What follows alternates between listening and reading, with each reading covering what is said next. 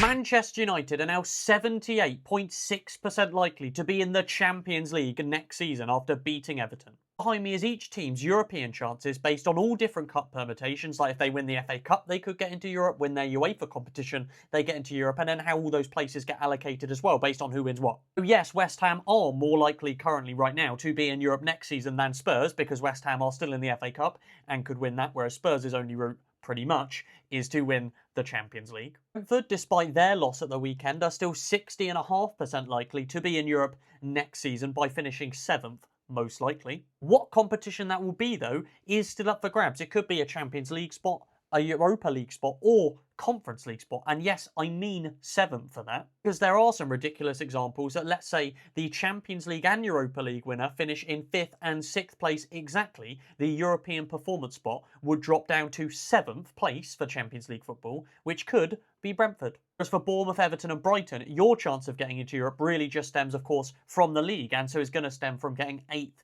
place, and then praying that that turns into a Conference League spot, which will almost certainly happen if the FA Cup winner comes from the top 4.